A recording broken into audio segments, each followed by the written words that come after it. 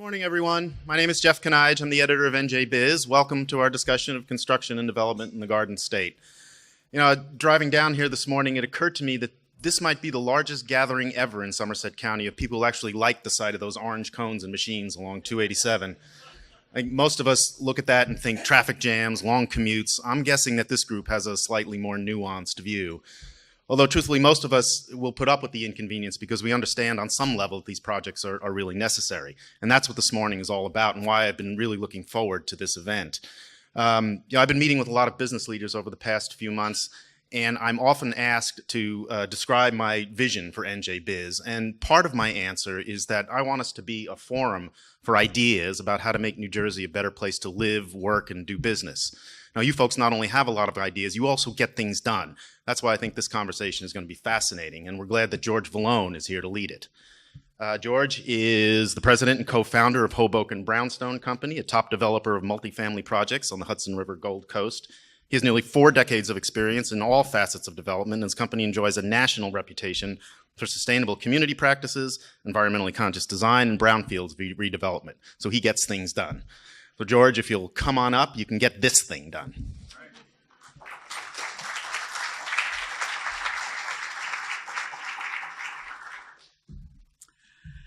Well, good morning, everybody. As they say, these are the guys that get it done. And we're going to learn some of the tricks of the trade here this morning.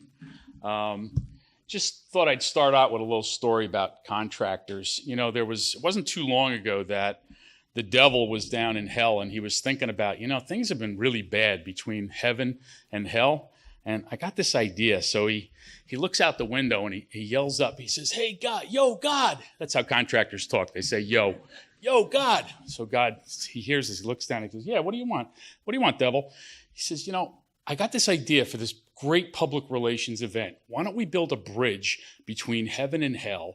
Because, it's been forever. We've had really bad relations between heaven and hell. We build a bridge. We'll invite the press. We'll do a ribbon cutting ceremony. It could be a whole new beginning." So God says, that's actually not a bad idea. He says, "All right, you get started up there. You build halfway down. We'll get started down here. We'll build halfway up, and then we'll have the ribbon cutting in the middle." So God's like, "All right, good, let's do it." So the devil goes back and in no time flat, he's got excavators in there. He's pouring footings. The steel's coming out of the ground. Things are looking great. He looks up to heaven just to see what's going on. There's nothing. He says, "All right, well, they're getting a slow start. We're just going to keep going." So he's building. He's halfway up now. He looks up again. There's nothing. He says, "I don't know what's going on." "All right, well, we'll get to the halfway point and then we'll see what's up." He gets all the way up to the halfway point. He's completely finished. He looks up again. Nothing. He goes, "Yo, God." God looks down. He says, "What's going on? We're halfway done. You haven't even get started yet." He says, "I can't find any contractors up here." It's not actually true. I was a contractor for a lot of years, so don't take it personally. It's just a little humor to get us started. Anyway. So we're going to start off today. We got a great panel. We got 3 super subject experts here. We're going to start off with them giving each of themselves a quick introduction, and then we'll dive into the topics. So why don't we start with Michael Hochman. Okay, good morning, everyone. My name is Michael Hochman. I'm an audit partner with the accounting firm of Grassi and Company. I'm also the partner in charge of our Park Ridge, New Jersey office.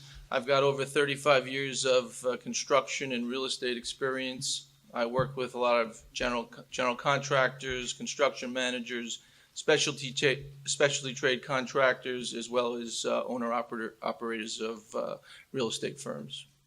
Okay. So we've got our accountant here. We're going to have our attorney next, Michael McBride. Hi, my name is Michael McBride. With the firm Connell Foley. I was a managing partner for 6 years. Now I'm chair of their construction department. We're basically a New Jersey-based firm. Our headquarters is in Roseland, and we have offices in Newark, Jersey City, Cherry Hill, as well as New York City. And we have a large concentration in the development business and the construction business. And we've been in this for a long, long time. Yep, great firm. We've done a lot of work with that firm in Jersey City particularly. Highly recommended as experts in the real estate development field. And last, we've got our accountant, we've got our attorney, and we've got our engineer. Kevin? Good morning, everybody. My name is Kevin Haney. I'm the president of Macer Consulting. We are a multidiscipline engineering survey firm based in New Jersey. Been around for 35 years. We have 32 offices up and down the East Coast, a little almost 1,000 employees now. But most of my career has been spent in the land development arena in New Jersey, New York, Pennsylvania. Great. So we're going to start off with Michael Hochman, our accountant. And Michael, I learned on our prep call, we always do a prep call for these things, 70% of his time is based on construction, different kinds of construction matters. So if you could tell us a little bit about the typical, like the most popular types of construction issues that you advise your clients on. You've got pretty good sized clients. Your client range goes from 50 million to 100 million range. That's the majority of your clients. So these are big contractors. So I think our audience would be interested in the types of services you offer. How do you reduce risk and add value to your clients? So as I said before, I'm technically an audit partner, but I'm more of an old school throwback in the profession. Whereas I work on audit, I also work on tax, I also work on consulting. So we like to provide different solutions for our clients. So we do the traditional accounting and taxation services, but we're also focusing more now on providing consulting solutions to our clients. There's a lot of change taking place in the economy in general. There's also a lot of change taking place in the construction industry. There's a lot of different issues that our construction clients are facing, including union, non-union, insurance issues. And some of these issues have been going on for years, especially the insurance issue, as well as succession planning, cybersecurity. So we're a pretty full service company who looks to provide a lot of those different solutions to our clients. Mm-hmm. So what would you say the one or two or three top problems are that you work with construction companies to try to help them solve? Well, one of the biggest problems I face every year is none of my clients like to pay taxes. So there's a big surprise. Yeah. So that has especially been a challenge this past year, and actually also an opportunity, because with the new tax law that was passed, there was definitely been some new opportunities that have taken place. In particular, there's a new Section 199A deduction, which, without boring you with all the details, basically provides construction companies and real estate companies with the ability to pay tax on 80% of their income instead of 100% of their income. So they're basically reducing the top rate from 37% down to 29.6%. So that's been a very interesting area to work with. It's also somewhat offset the loss of the SALT deduction, which everybody's probably heard about. That's been in the news quite a bit. So higher tax states like New Jersey, New York, Connecticut, California have really been impacted pretty dramatically by the loss of the state income tax deduction and limitation on their real estate tax deductions. This has provided somewhat of an offset and a benefit to our clients who are in the construction and real estate businesses. And can you tell the folks here, particularly the contractor guys, what do they need to do to qualify for this 199A deduction and get their taxes reduced by 20%? Is there just a couple steps to it, or how do you go about doing that? So, contrary to what you may have heard in the media, this new law was anything but simplification. So it's quite complicated. Which is good for you. Which is, well, it's good and bad, yes. It made for a very interesting tax season this year. To say it simply, if you're in the construction business and you have a significant amount of labor, then you're going to be able to qualify for this deduction.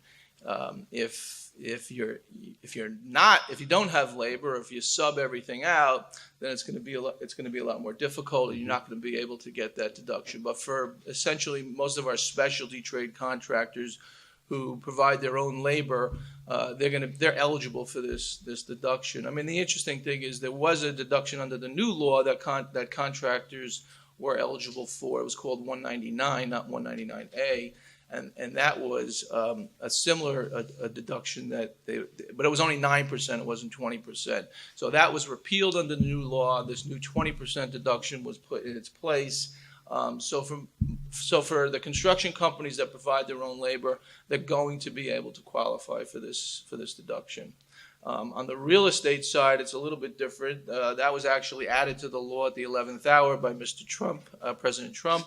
He's a smart businessman, but I think they realized that this deduction would not allow real estate companies to be able to take advantage of it. So they threw in some additional language in the law at the 11th hour. It's a different measurement. It's 25% of your wages plus 2.5% of your property that you own. It's a different calculation than for contractors. But in most cases, if you're in the real estate business, you're going to be able to qualify for this deduction as well. There's a lot more complication to it. I'm not going to go into all the detail, but that's... No, you have to pay for that. Okay, so just quick survey. How many construction guys we have in the audience? Just quick raise your hand. Okay, definitely a good handful. And out of you guys, do you guys do anything? Do you do your own labor or do you sub everything out? Just guys that have their own laborers. Because when we had our construction company for 25 years, we did labor and carpentry and we did the iron part. We subbed everything else out. So how many of you construction guys have your own laborers on payroll? No? Nobody? Not a one. Interesting. Everything is getting subbed out these days. That seems to be the popular model. Okay. So let's move on to Michael McBride, our attorney panelist who works for Connell Foley. So, Michael, you do a lot of work with contractors and developers, and I know your firm, your Jersey City office, certainly has a huge share of the market down there because you guys do a great job. Tell us a little bit about where your practice seems to focus on, particularly trying to pick up on the construction sector, if you can.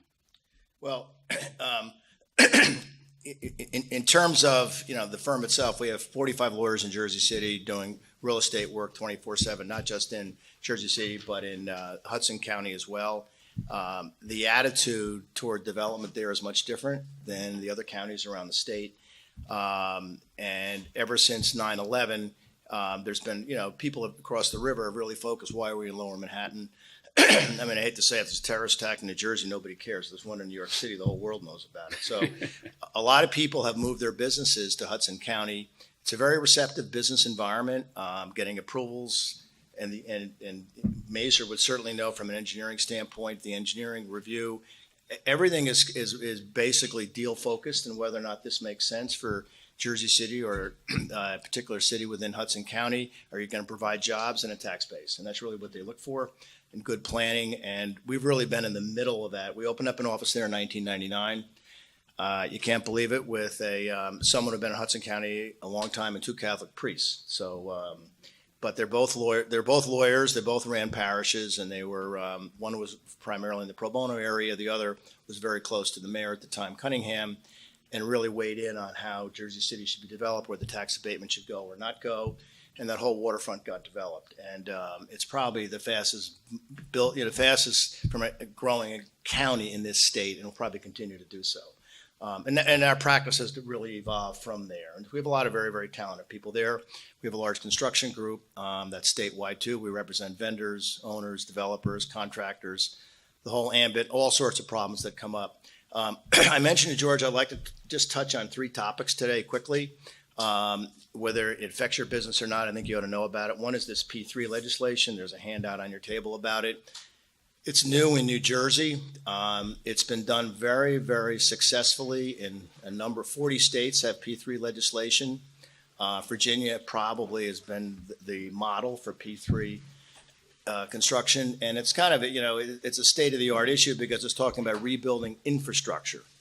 And it's kind of ironic. I was talking to the NJBIZ folks. Trump is meeting with Pelosi and Schumer today to discuss infrastructure. Who knows if they'll make any progress, but at least it's a topic they're talking about. But P3, at the end of the day, is, how does a typical public project get built?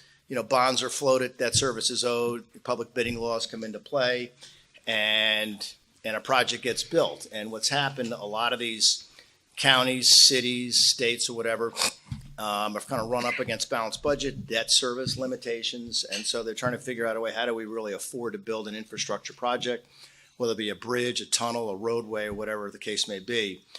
And it's a cooperative arrangement between the public sector and the private sector.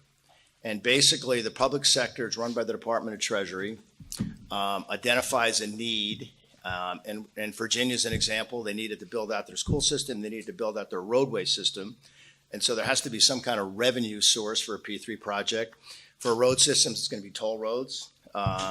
For a school project, it could be building a dorm and leasing a dorm, building a school building, and the school entity would lease back the building.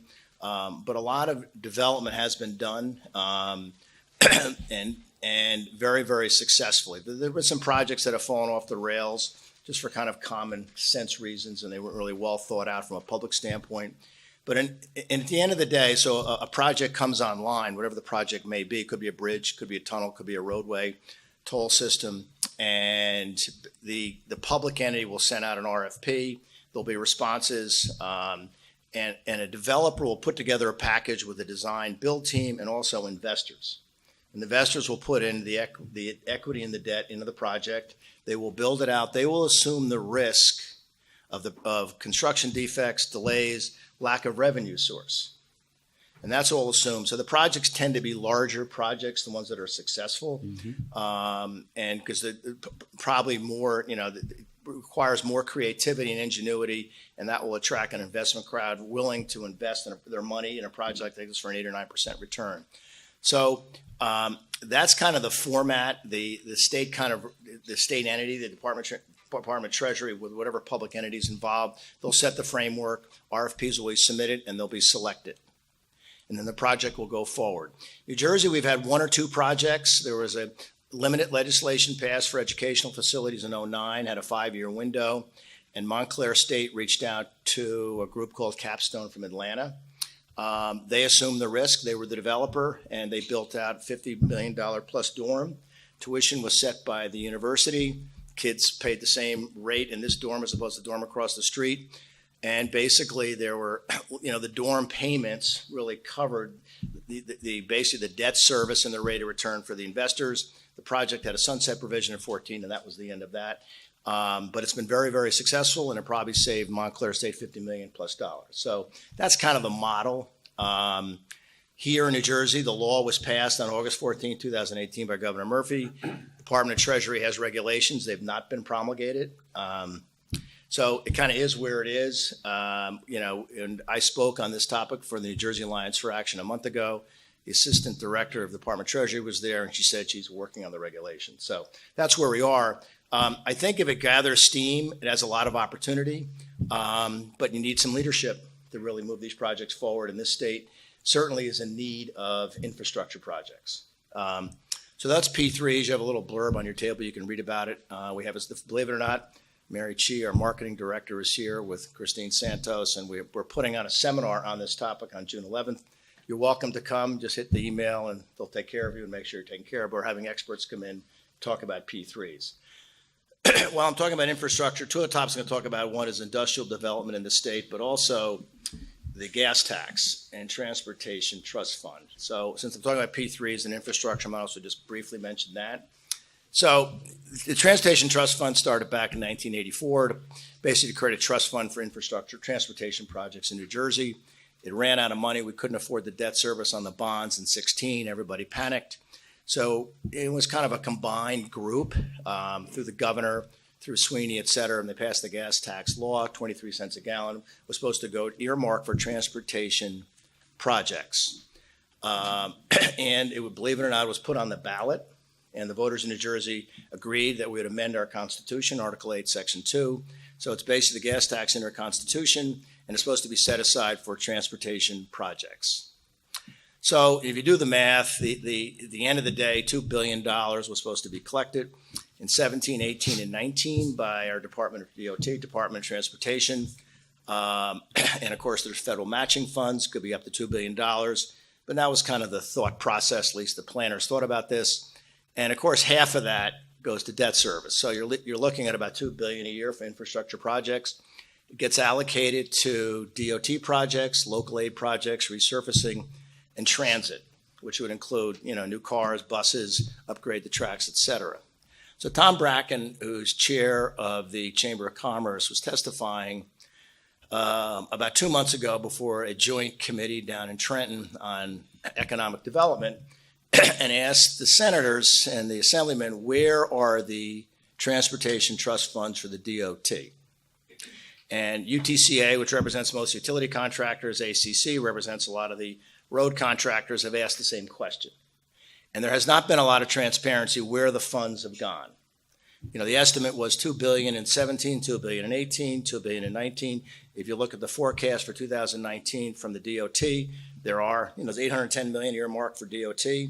And I don't know if it's an issue with prioritizing projects. I don't know if it's an issue where the money is going, but it certainly needs transparency, and people in that industry are very concerned. And they're very concerned not only of the projects, the local aid projects on resurfacing are being funded. Transit did get funds for a lot of its own needs, but they're part of the transportation package. But the money really hasn't gone through major DOT projects, and I'm not sure where it is. The Senate committee told Tom Bracken we'll hold hearings, and the hearings have not been held. So that's where it stands, but I think a lot of the infrastructure contractors are concerned where the gas tax funds are going within the DOT. So the last issue I'm going to talk about is, I was asked to talk about, is industrial development. The construction industry, as all you know, has had its ups and downs. New Jersey is in a unique location. 40% of the nation's population lives within a 24-hour drive of New Jersey. And then you have kind of the advent of e-commerce. And the industrial market typically would have 15% vacancy. Rents would be $4 or $5 a foot. You'd enter into leases, and there wouldn't be much change. But with really the Amazon effect and e-commerce, and there have been some good infrastructure improvements. They raised the Bayonne Bridge 213 feet. You have the Panama Canal widening. There's going to be a deepening of the harbor off Bayonne and Elizabeth. And so there's going to be major port activity in this area. And so a lot of the transportation logistics companies are renting up space all over the state. I mean, the vacancy rate for industrial development right now is 3%. There was 18 million square feet absorbed into the market in 2018. So you go along the turnpike and there's industrial buildings going up left and right, but there's great demand. E-commerce is a big piece of this. And also too, I think, consumer demand, despite what you read all the time, is probably up, and people are optimistic that the economy is moving forward. So you're seeing this development. I don't think it'll continue forever, but it is one segment of the construction industry in this state that's booming. So anyway, those are my comments, and I'll answer any questions the audience may have. Yeah, so I got to tell you, as Michael was talking about that $2 billion over 3 years, $6 billion, I was just in a little short vacation down in St. Thomas, and I'm in this bar, and the guy that was playing the guitar and singing, he says, by the way, does anybody realize that St. Thomas legalized recreational marijuana? And the next day, nobody talked about it. If you looked in the newspaper, it was a little article this big on page 7. And I got that same kind of feeling that when you said, geez, the state has now taxed us $6 billion and nobody knows where it is. It's like nobody in the audience even raised an eyebrow. Oh, they collected $6 billion in taxes and didn't spend it where they were supposed to. Anyway, it just kind of reminded me of the bar I was in not just a couple days ago. All right, so Michael, we're actually going to do Q&A after everybody goes. So I already have a couple for you, but let's let Kevin go next. So Kevin is going to be our engineer. He is our engineer, and he's got a lot. How many years? 25. 25 years in engineering. Yeah, how come you're a lot younger than me? Good genes. I guess so. It's because I spent a lot of time in those bars in St. Thomas. Kind of ages you. But anyway, so Mazer, great company. I know Rich Mazer for a long, long time. He's been a great supporter of our State Builders Association, and I sit on a number of committees. I was talking to Kevin about that with Jeremy Lang, who's a great engineer at Mazer. So let's hear about some of your important issues and what you seem to be spending a lot of your time on. Sure. So we're a little unique because of our size now. In New Jersey, anyway, we're pretty much 50% public and 50% private. So in New Jersey, we represent municipalities. I want to say the number's 60-something different municipalities. We work for over 5 or 6 main counties, as well as we work for significant number of private developers, industrial developers, national retailers, national home builders. So it's kind of unique here in New Jersey. So we get a little bit of a different perspective from a development standpoint. I think some of the biggest changes that we've seen over the last couple of years is under the Murphy administration, the DEP and DOT. The DOT's never been easy, but the DEP used to be significantly easier. It's never been easy, but significantly easier from an entitlement perspective, although DEP wetlands and stream encroachments and flood hazard approvals and so on, that whole Commissioner Martin under Christie had more of that customer service type of feel to it. And he had a lot of presentations and seminars on that customer service aspect. And it actually did provide a lot of good information for developers to either get a quick yes or a quick no, and you didn't spend months and months and months and thousands of dollars. Under the new administration, some of the challenges that we see with developers is that they're just surprised, even though they're still in New Jersey, they're surprised at how long things are still taking to get approvals. And a lot of the non-customer service type of atmosphere that's there. So just from as developers from outside the country come to New Jersey, Eastern Pennsylvania, New York, although it's harder, they're coming here because at the end of the day, it makes it worth their while. The margins on these developments are worth that pain and suffering to come to New Jersey. I'm not sure that's true. But educating them on the timing that it takes and so on is pretty much our main consultant area of psychotherapy, I guess, to developers who come in from outside. Some of the other things that we're seeing too is over the last couple years, that from a contractor perspective, developers, who's a developer? Who's actually developing? I don't want to get anybody upset. Potential future client, right? So you have the developers. We don't take it personally. Right. You have the developers, and the developers used to go along with the consultants, and it was always attack the contractors. If something's screwed up, it's the contractor's fault, It is. Always, right? Now, my perspective is that the developers are saying, I hired professionals, I hired contractors, it's your people's problem, not mine. You guys figure it out and fix it. Don't come back to me with any extras, any unforeseen items, blah, blah, blah. You're experts. So I think over the last couple of years, I've seen the relationship between the consultants and the contractors become a lot more symbiotic from the standpoint that they need to work together because the developer or the landowners, et cetera, are not willing to accept any more of that risk. They never wanted risk, but it's getting to be a little bit different type of atmosphere where I see us being very close with the contractors working together to fix unforeseen items or errors or mistakes or so on. So from my perspective, I think that's a positive. I think it's, from the end of the day, from a development perspective, it is helping things move farther, quicker, easier. It's not so combative. And then from a market perspective, I agree with Michael. From a market, industrial market is by far the hottest development area in the Northeast, and it's quickly growing the same in Texas, Florida, all the southern states, Midwest states. It's just gangbusters. From a development perspective, we see people in New Jersey. We've seen developers like the national guys, like the Prologis of the world, or Matrix, or Rockefeller Group, where they would look for a nice square, perfect box, nice flat piece of ground. They're putting industrial buildings on some of the steepest properties. Construction costs, site development costs are going through the roof, but because of the margins that they're making on these industrial warehousing spaces, it's just crazy. So it's truly a significant market driver for the Northeast. Followed quickly, from my perspective, by residential market. Don't ask me why, but the people are still building a hell of a lot of apartment buildings and multifamily buildings. So industrial and multifamily or residential is definitely the market. Great.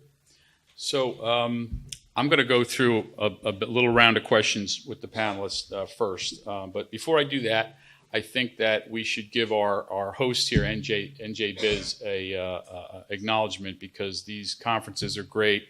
Penelope, Ken, Jeff, who's the editor, and Anne Marie, you guys do a great job. So let's just give them a quick round of applause for putting together a great conference. And most importantly, they pick the best moderators you're ever going to find in the business. Let's face it. No, just kidding. They couldn't find anybody else. No. So let me start off with Michael, our accountant. One of the things that I was interested in that you said on our call that you spent some time on is working with your clients on their organizational charts, for that you can look at an organizational chart, you can advise them on what you call structural issues. And I'm just curious, what's that process look like when you go through a structural organizational type review with a client?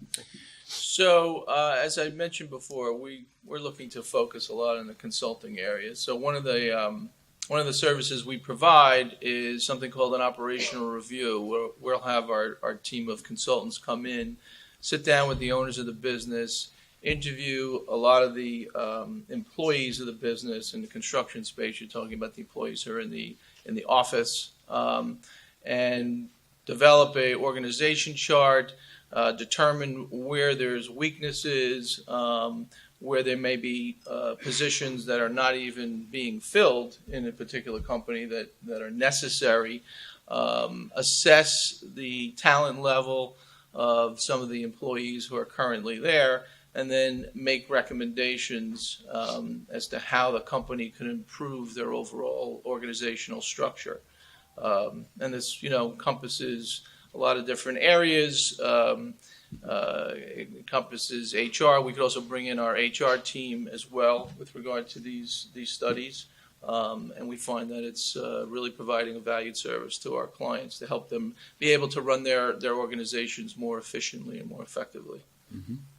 Yeah, we found, I've been doing this for 39 years now. I started out with my partner, Danny Gans, who I met in college in the 70s, believe it or not, my business partner. And you got to say that nowadays. You got to say business partner as opposed to just partner.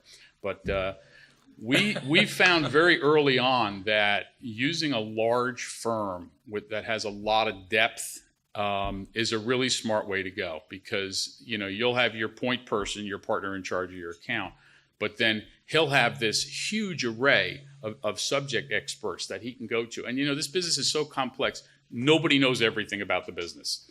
So to be able to use a large firm, and we have 3 large multidisciplinary firms here, to be able to do that, I found is it really accelerates the work.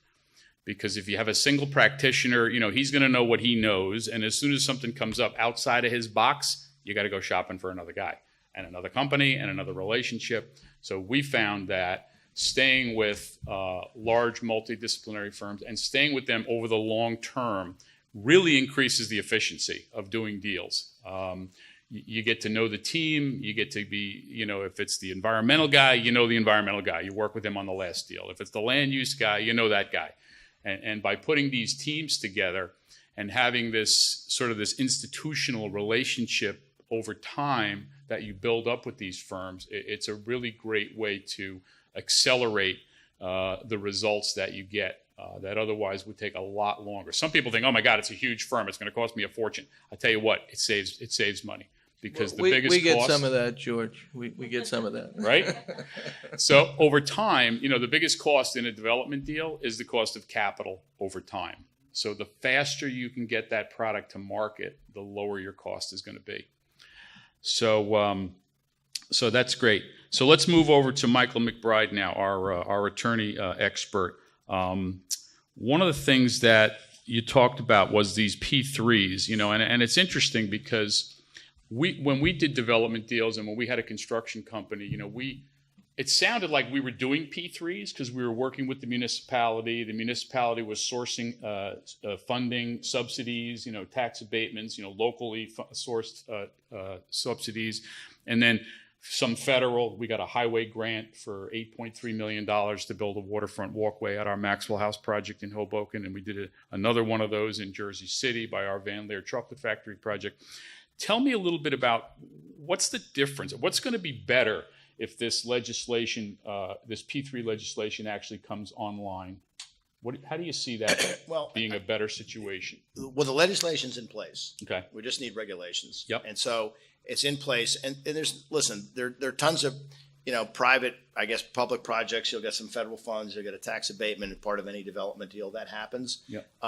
This is really the public earmarking a need, whatever the need may be. Mm-hmm. And Montclair State was a dorm. They needed a dorm, didn't have the funds. What do? They got to float bonds. They may be up their bond limit on borrowing. So what do they do to upgrade a dorm or put a new dorm in?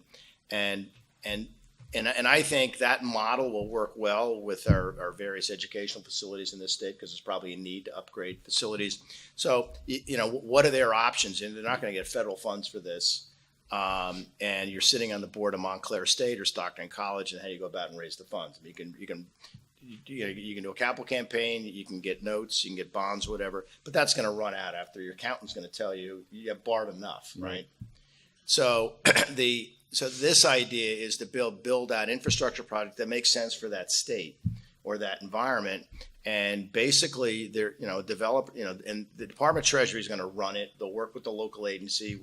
It could be DCA, it could be DOT, whatever public entities involved in terms of the project. They're going to be partnering with it, and they'll review it. They've set up under the statute kind of a P3 advisory committee. So these are people experienced in P3 projects.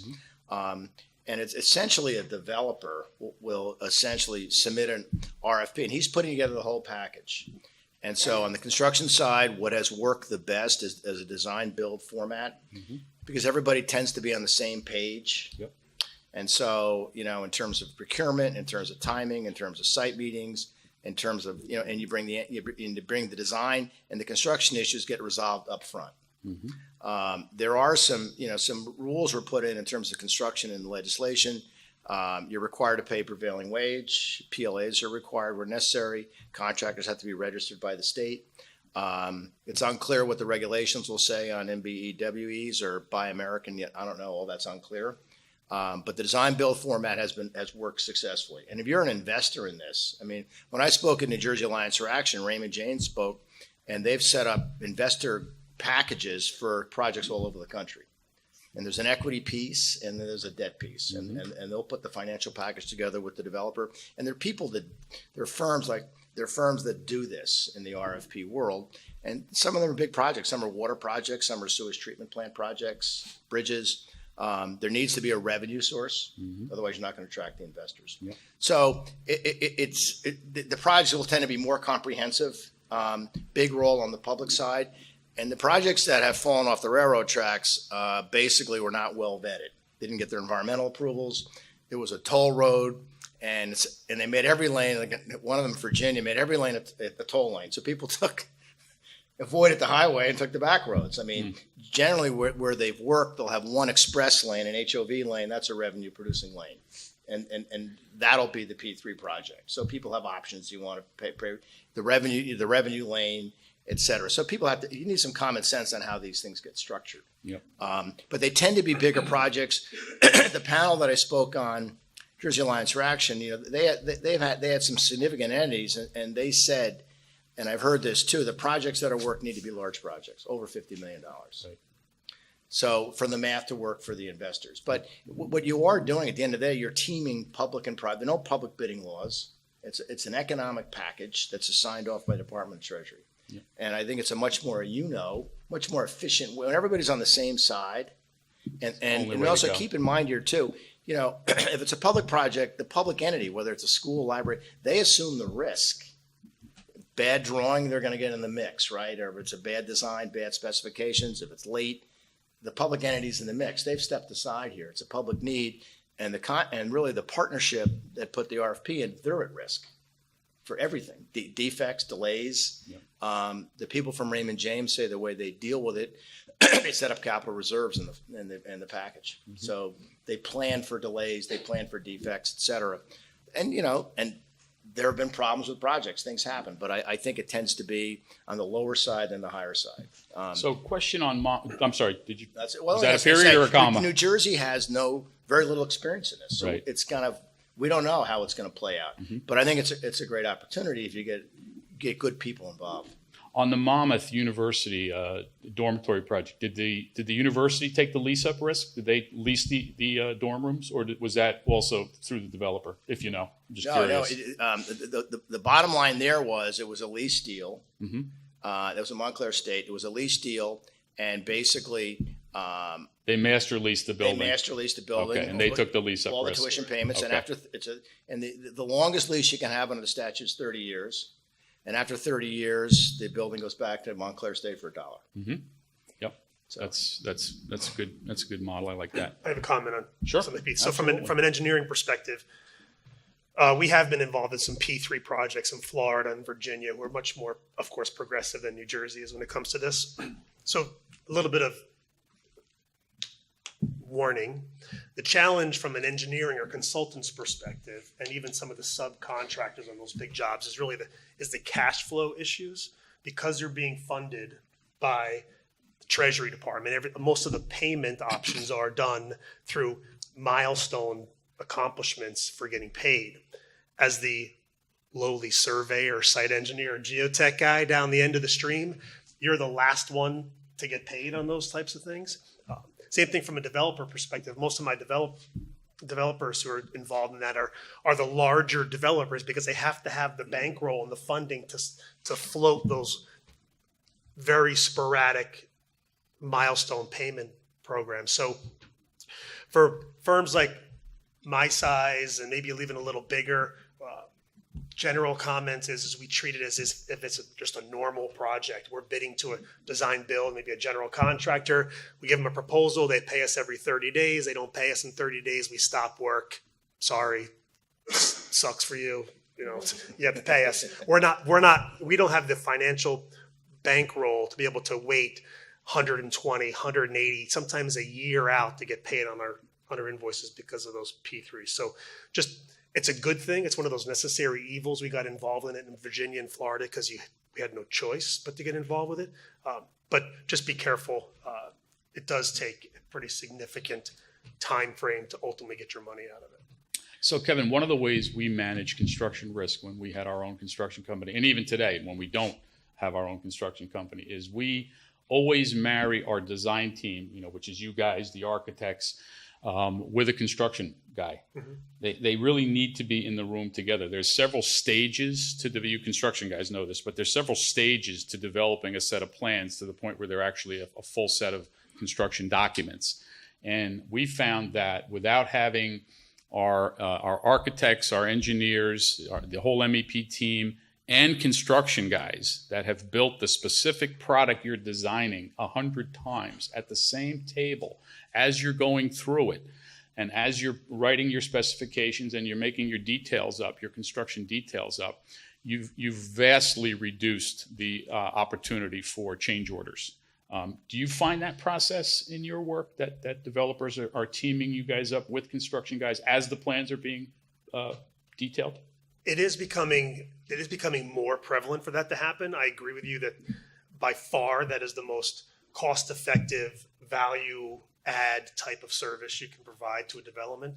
The challenge that you're coming up with is, your very smart and bright comment about bigger is necessarily not any more My expensive. mother tells me that all the time.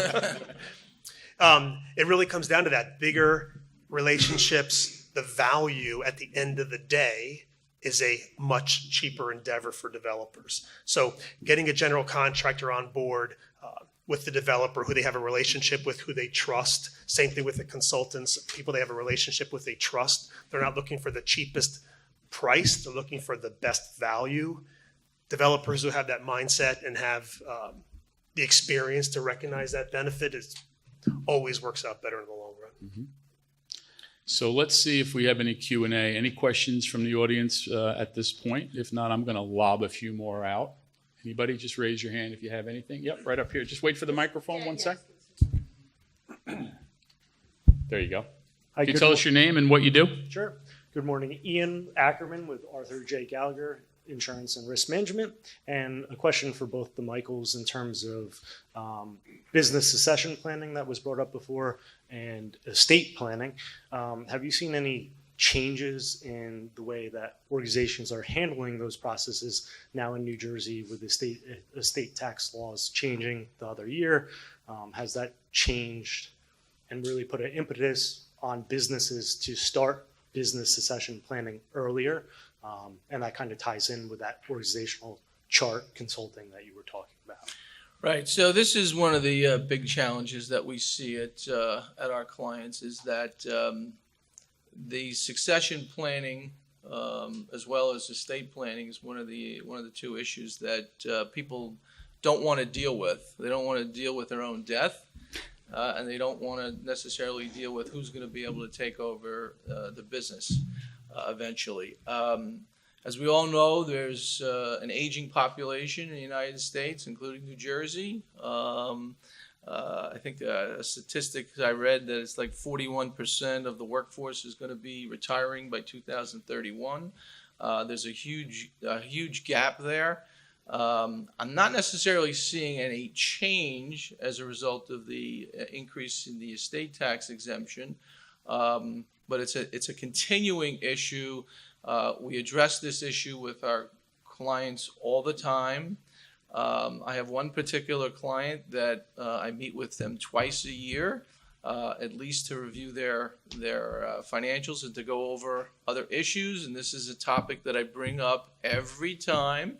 And the CEO of this company always seems to have another reason as to why it's all under control and there is a plan in place, when I know there really isn't a plan. There might be a plan, but it's not as robust as it really should be. So that's a continuing challenge that we see, and we are constantly bringing this issue up to our clients.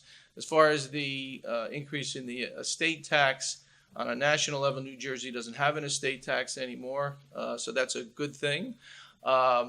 So that's helped to keep people in the state of New Jersey. Everybody hears about all the flight that's taking place out of New Jersey, so that was positive. And the increase in the federal estate tax exemption for a married couple to essentially $22 million has provided a lot of relief. However, that provision in the law is going to sunset at the end of 2025 and is going to go back to essentially $11 million. So in terms of being able to plan for that, there's a little bit of a bump in the road there. Might be just a temporary situation, and if there's a change in government, then a lot of these things could be changed going forward. And Michael, the attorney, you do any work in that field? But I will say this: we represent a lot of construction companies, and as Mike, like I said, succession planning is critical, and governance critical, but ownership is critical. And there was a great construction manager, and self-made by the father. He left the business to the son and the daughter, and the son really built the business to the next level. And the daughter felt she wasn't getting maybe her husband, I don't know, they weren't getting their fair share. And and you go back to a buy-sell agreement, or you go back to things that should have been in place for people who are not. A lot of these businesses are family businesses, and they're not in the business. They don't realize what it means to sign a line of credit, personal guarantee with a bond, buy lots of insurance, and pay engineers who don't want to leave after 30 days. So they have a lot on their plate, and so that just but a lot of people, these are self-made people. They don't listen well to their accountants and their insurance people, et cetera. So they just go on and they worry about the business. And they're, these businesses, a lot of these successful GCs, these are very dynamic people, take a lot of risk every day for low margins. And so they don't think about these things all the time. And of course, they pass and then they leave it to the next generation. And it was unfortunate. I mean, they were in the Chancery Court in Hackensack for 2 months. The lack of succession planning just helps your competitors. Yeah. And I love it for my competitors. Well, anyway, he likes his competition to die. That's my strategic plan. But people have to listen because, that's the future of the business.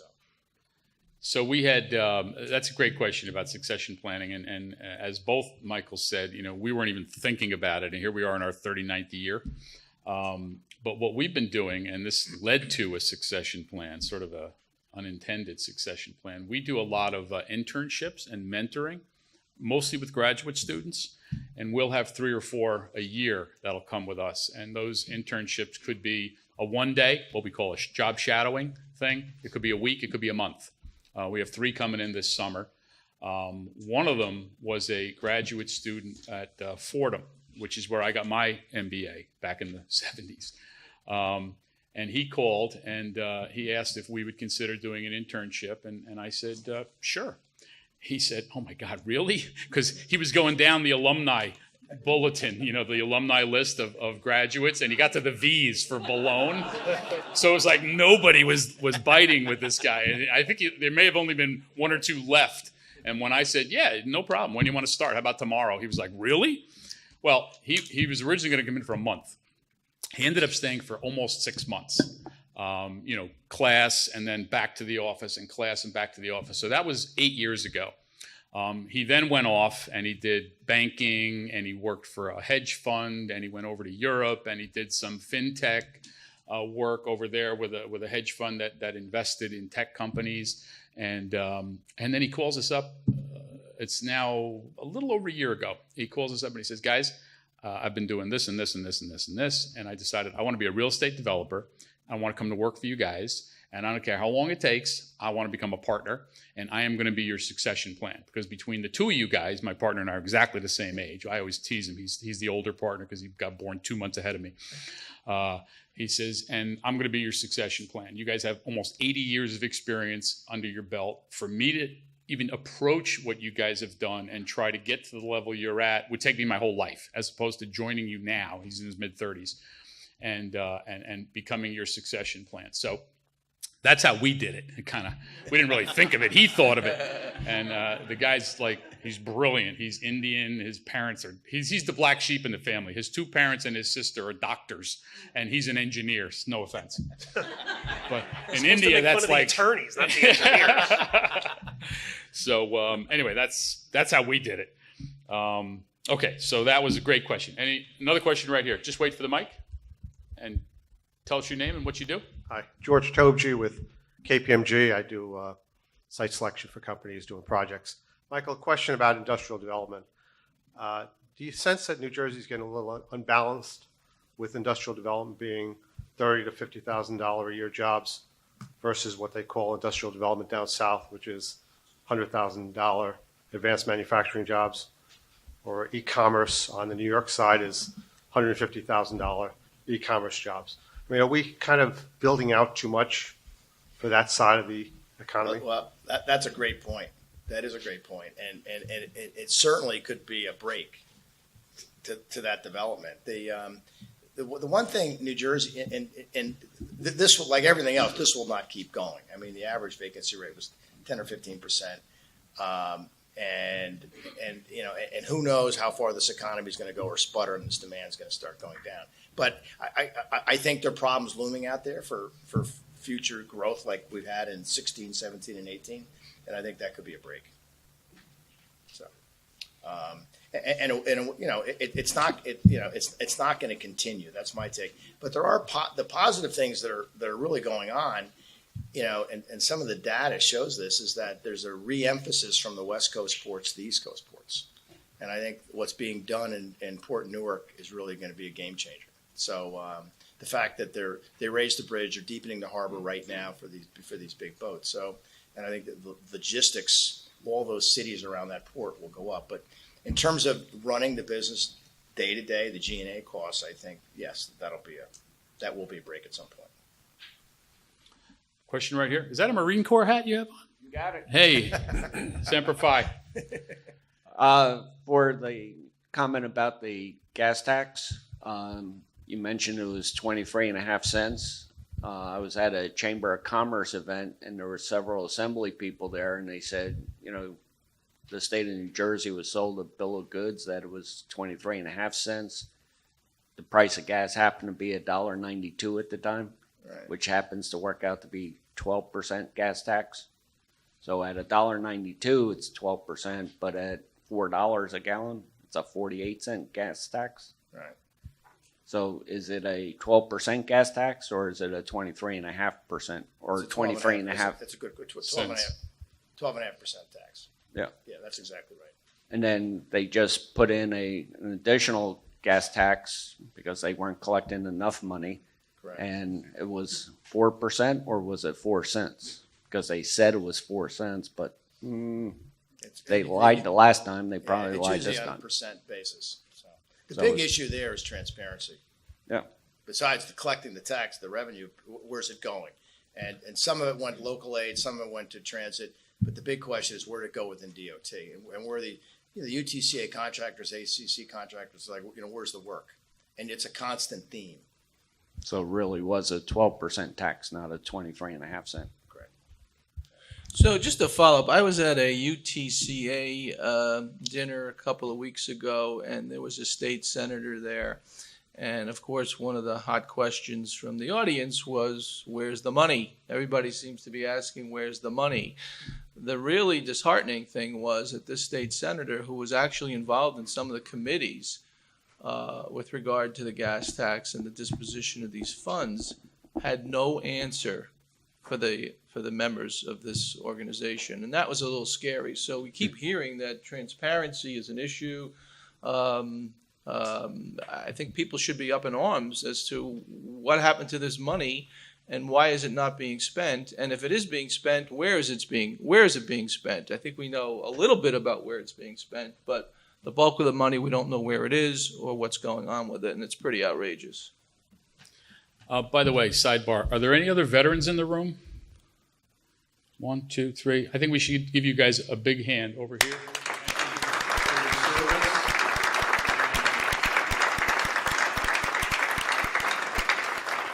My dad and my father-in-law were both World War II veterans, and we owe you guys a huge debt for that you can allow us to be here, all nice and free, saying whatever we want to say, and living the life we're living. So thank you for all you guys' service.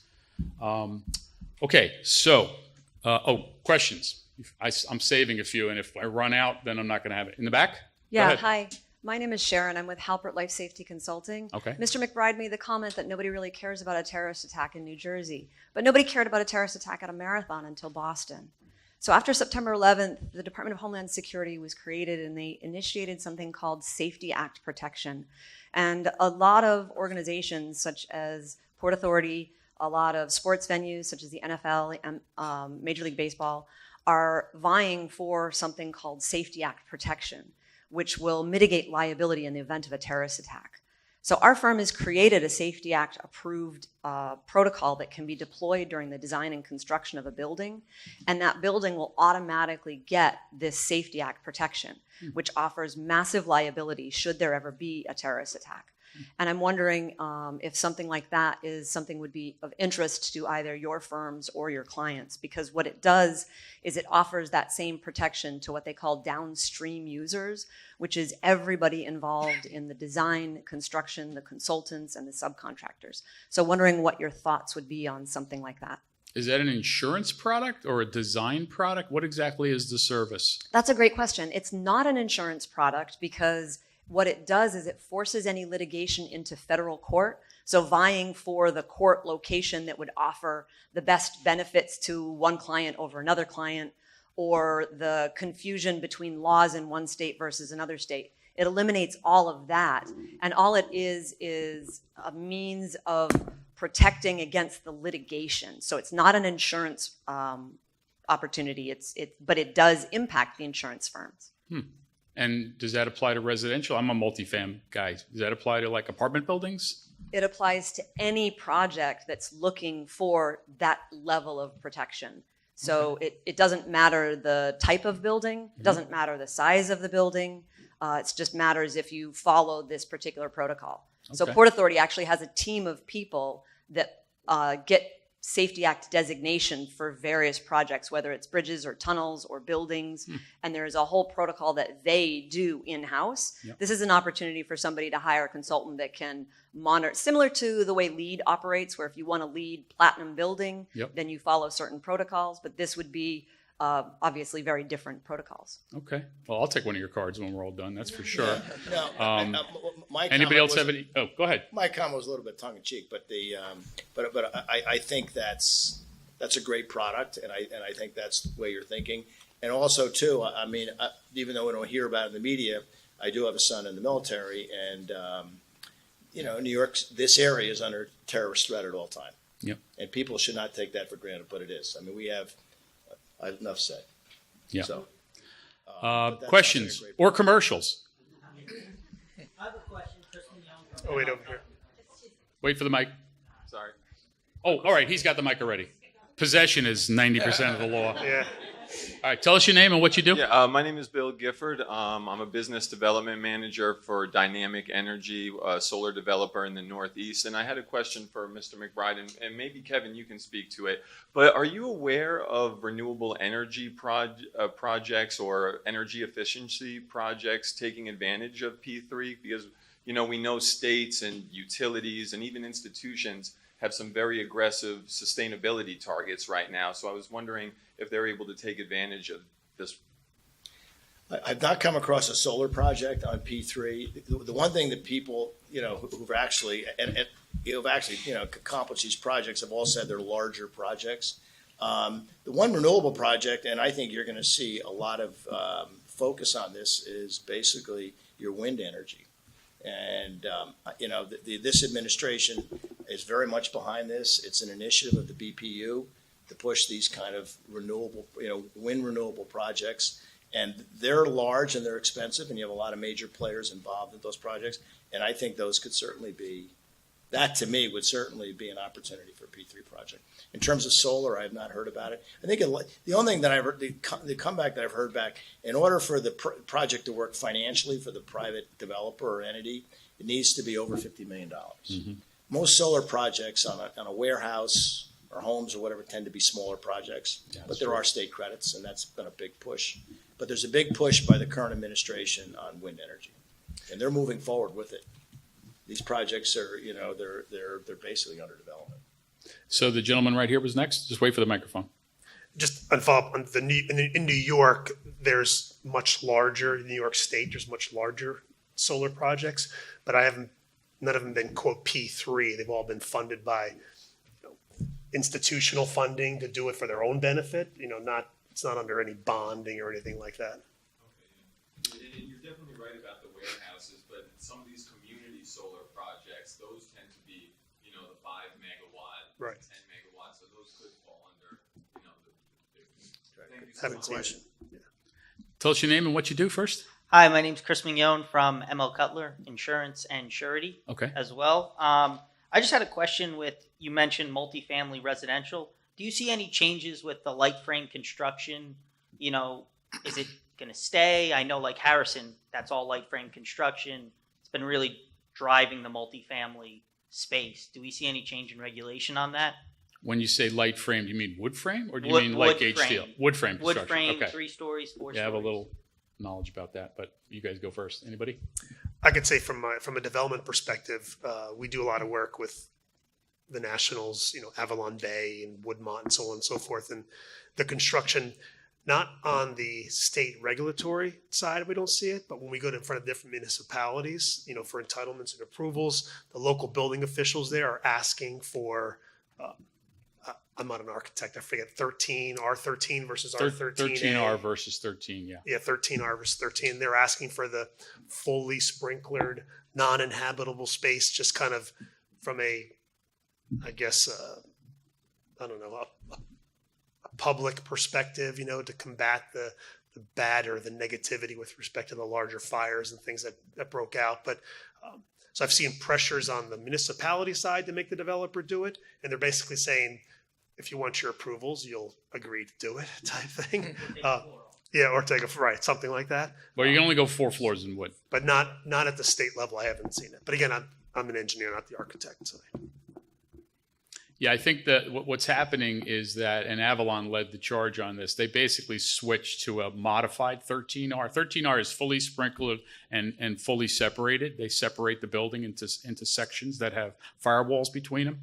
And it wasn't required in 4-story wood frame construction, but that's what Avalon does.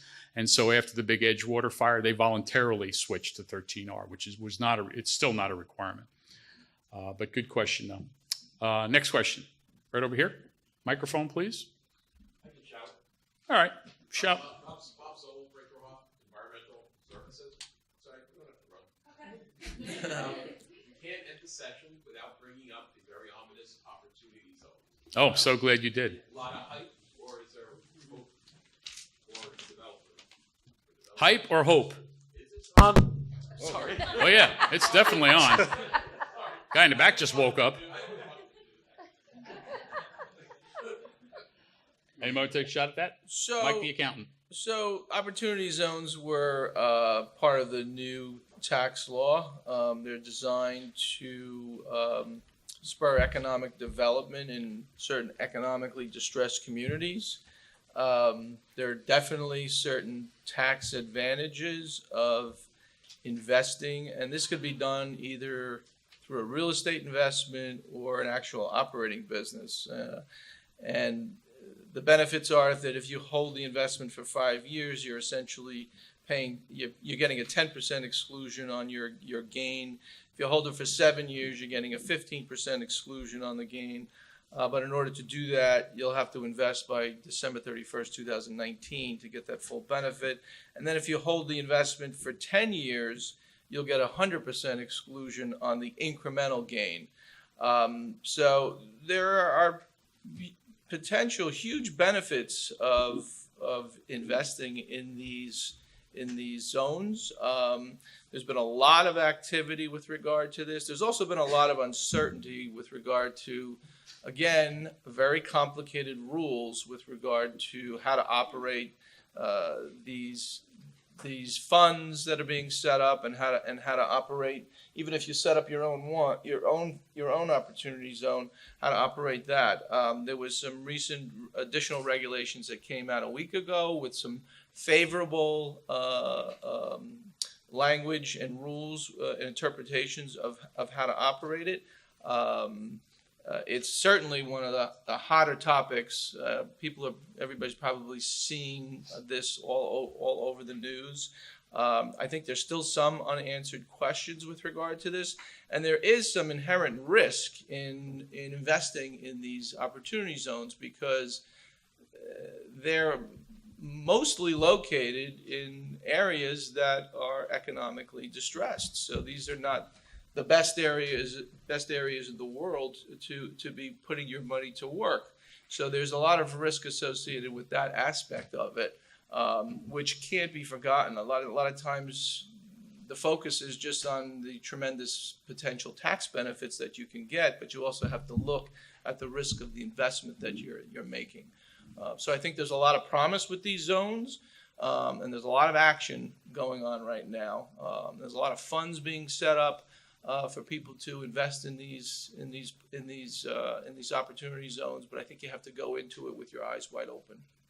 Yeah, so we've been studying this since the law passed, and they've been dribbling the regulations out.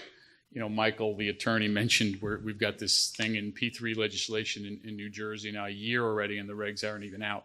They put out about 175 pages at a time, the IRS. They put a big batch out in the last year. They just put a batch out last week. I'm looking for a specific provision that I think I found it in the last batch last week around page 11 to 13. I do a lot of joint ventures with landowners. So we like to partner up with folks that have land. We love industrial land. We love contaminated industrial land. And what we're trying to find out, we've got a landowner in Bayonne right now that is in an opportunity zone. He's owned the property for 30 years. It's worth way more right now because it's been rezoned residential multifam instead of industrial. And we're trying to find out if he takes that land and steps up the basis to market value and puts it into the partnership as a capital contribution, whether that gain in his stepped up basis would be treated as a capital gain for purposes of the opportunity zone benefits. I think it's in there, but I sent it to my lawyers, my tax lawyers, and I said, Do you read this the same way I read it? And we're going to find out because, the IRS, I don't know who they hire to write these things. It's like people that I think in their former life they wrote hieroglyphics because it's so difficult to understand these regulations when they come out. You really need to have guys that live in that space like every day of the week to be interpreters. You really need an interpreter is basically what it comes down to. But it's in there. As Michael said, though, most important point, if the deal doesn't make sense on its own, it's not going to make sense because it's in an opportunity zone. So you've got your basic economic metrics, your yield on cost, your IRRs, your ROIs, ROEs. Those have got to meet the basic standards for underwriting if you're going to get investors to come into the deal. And then the exit benefits, which is when you get the benefit. You get the benefit when you exit the deal. If you decide to pay your tax in 5 years, you get a break. If you pay it in 7 years, you get a little bigger break. If you hold it for 10 years, the exit gain is tax-free, which is phenomenal. But the deal still has to make fundamental sense. The opportunity zone will not cure a bad deal. Okay, next question. Right in the back. Tell us your name and what you do. Jerry Adelson, Frank H. Blair Associates Civil Engineers. Okay. Small firm, not a big firm, Okay. but a very good firm. This is not a question, but New Jersey's not new to P3. We had a P3 that went back in the late 1900s, early 20th century, actually 1800s or early 20th century. Mount Pleasant Turnpike from Newark westbound is now called Route 10, was built as a turnpike by private investors, bankrupt, bought up, bankrupt again, never maintained.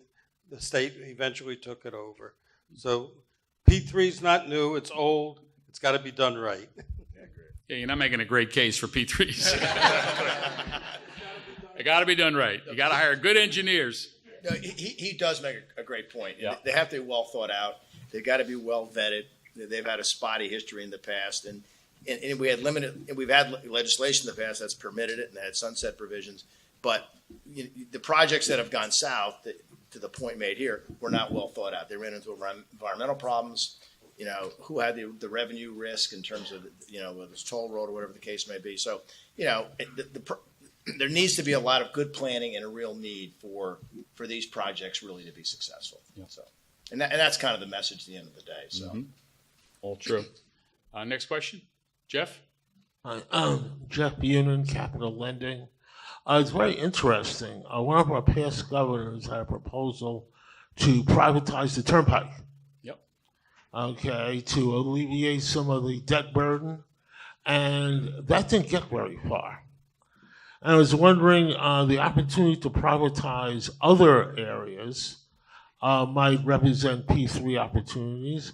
What are some of the pitfalls that people have to watch out for, just like they have to watch out for them in these opportunity zone funds, to make sure those investments are being done on a common sense basis and not just using the tax savings windfall as the selling point? So, very, very good question. It's funny on privatization. Privatization is unpopular. These public entities build these infrastructure projects, and the one thing in P3 that's and it's kind of it's in the legislation as well too, is that this is not privatization. These are public projects being really funded with a private source, and they want the public acceptance of these projects. And so you raise a good point. Privatization's talked about all the time. Take the burden for the maintenance, the upgrade, but you're giving away a huge revenue source to some ABC entity. And there's to me there'd be a lot of public opposition to that. That's why you haven't. People talk about it all the time. Maybe they've done it to jails and in certain one-off situations, and they say there's a great success story. But in New Jersey, I don't think you'll see privatization of major bridges or major toll roads. I don't think that'll happen. And I think there's a lot of public input into the need of the project, whether it be water, sewage, dormitory, The road projects, I don't know, because we all have toll roads. A lot of states don't have toll roads. And that's how Virginia really built out basically its whole road system through an HOV toll lane and used those funds time and time again. But, listen, I think there are a lot of unknowns on how this is going to play out.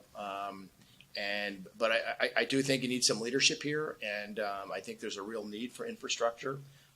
There seems to be a lot of P3 interest across the country, because I think most states have the same problem. I mean, they have tight budgets, they have debt limits, and how are they going to don't want to raise taxes? Infrastructure? And show you how important infrastructure is. With the industrial market, even with our infrastructure, it's basically booming. And how are you going to continue that boom unless you do infrastructure projects? There'll be other areas that spend the money on infrastructure projects, and we have made some good moves in terms of the port, and that's attracting a lot of the industrial growth in the port cities.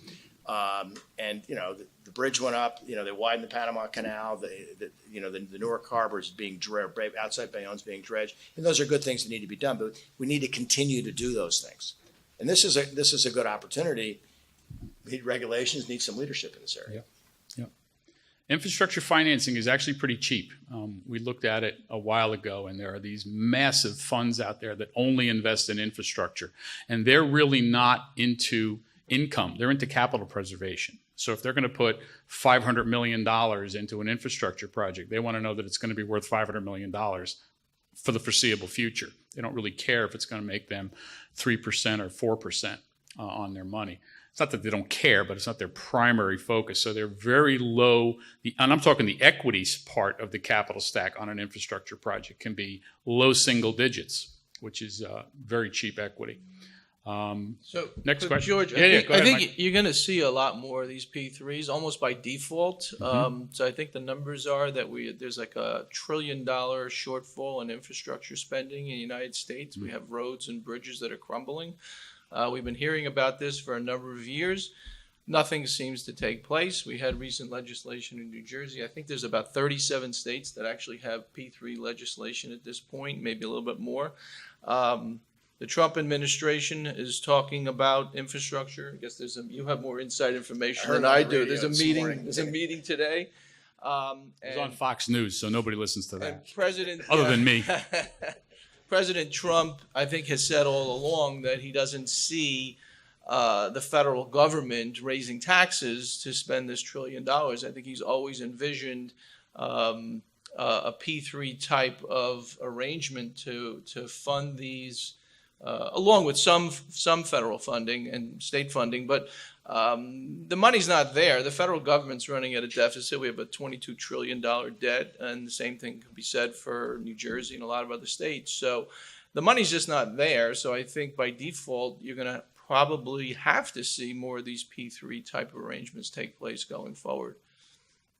Yeah, interestingly, there's a sort of an NGO, non-governmental entity, although it's very tied to government in New Jersey. It was called the New Jersey Environmental Infrastructure Bank, and now it's just called it's called the Environmental Infrastructure Trust Fund, and now it's just called the New Jersey Infrastructure Fund.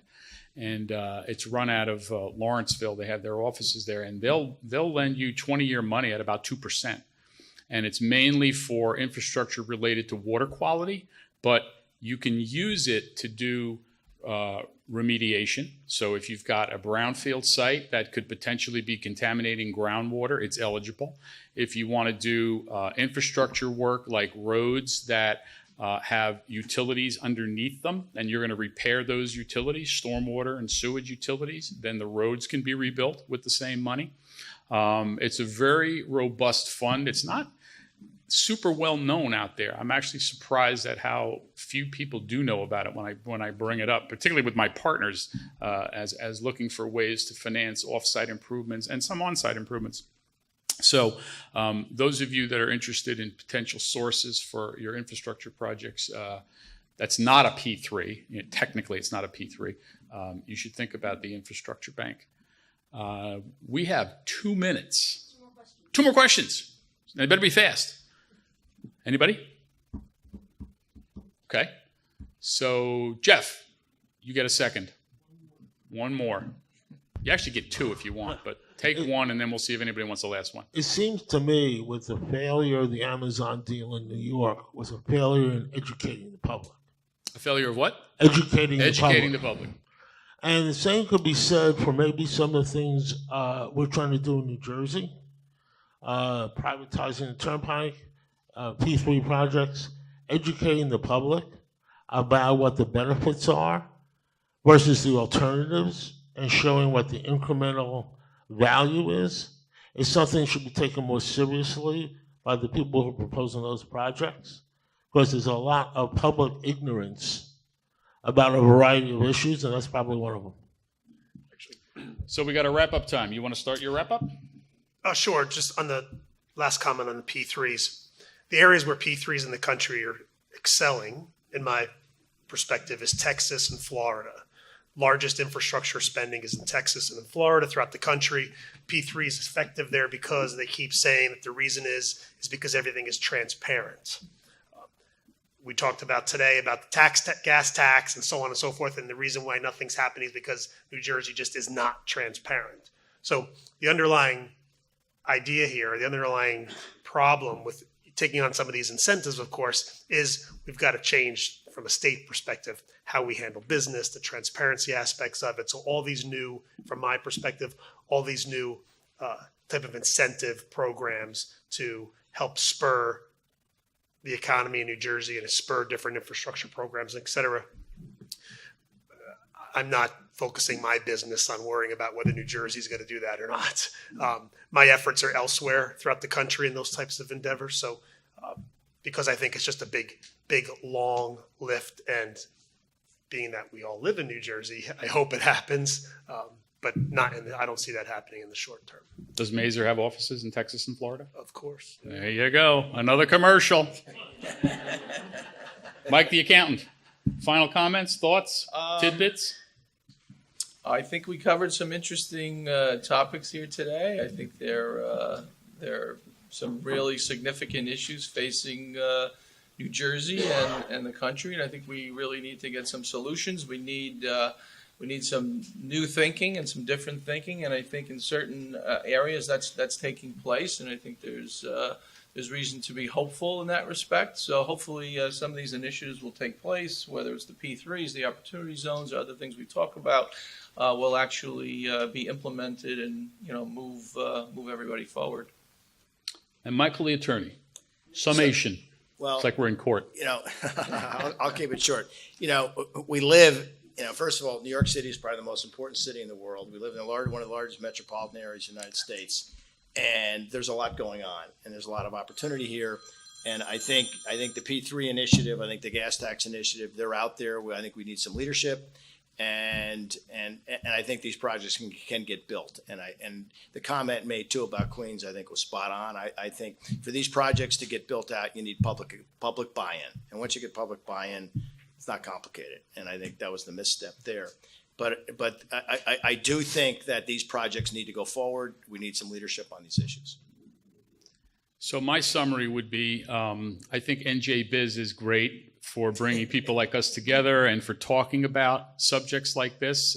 You guys have a large megaphone to amplify some of the things. If you're going to amplify the lack of transparency and where did the $6 billion go, you can attribute that to the two Michaels. Don't mention my name in that article. Or mine. If you want to talk about the public-private partnerships and how important they are and that they ought to get those regulations out so we can start building more stuff, you can give that one to us. That's right. And I want to thank everybody for being here today. You've been a great audience, great questions. Thanks again, and good luck to everybody.